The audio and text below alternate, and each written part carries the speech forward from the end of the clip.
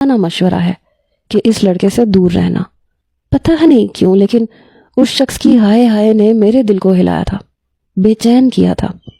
میں پتہ نہیں کیوں اس نوجوان کے لیے اپنے دل میں ایک ہمدردی محسوس کر رہی تھی۔ میں نے کہا کہ میں پھر بھی چاہوں گی کہ میں اس سے ملوں اور اپنے طریقے سے میں اس کا کیس ہینڈل کرنے کی کوشش کروں گی۔ مجھے پورا یقین ہے میں یہ سب کر سکتی ہوں۔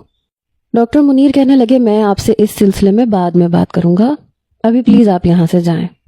میں نے کہا آپ پلیز اسے مزید الیکٹرک شاٹس مت دیجیے گا، یہ ایک بہت اذیت ناک عمل ہے۔ ڈاکٹر منیر کہنے لگے میں بہتر سمجھتا ہوں، اب 3 دن تک یہ بالکل ٹھیک رہے گا، کسی کو نقصان نہیں پہنچائے گا۔ یہ کہنے کے بعد انہوں نے نرسنگ اسٹاف سے کہا کہ اسے اس کے روم میں شفٹ کر دو۔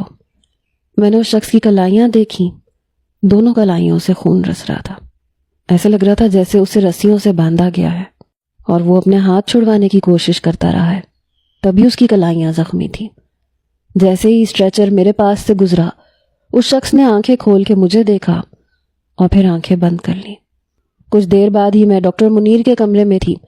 وہ کہنے لگے تم نہیں جانتی، یہ بہت خطرناک نوجوان ہے، اس کی معصوم شکل پہ مت جاؤ۔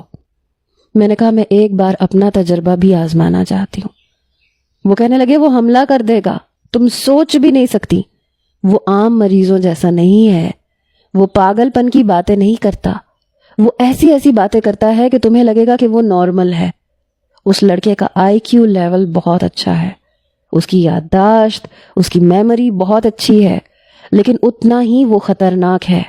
لیکن میں بضد تھی کہ مجھے ایک بار اس نوجوان سے ملنا ہے۔ انہوں نے فائل میرے سامنے رکھ دی، کہنے لگے تم پہلی لیڈی ڈاکٹر نہیں ہو جو اس کیس میں دلچسپی لے رہی ہے۔ اس 1 سال میں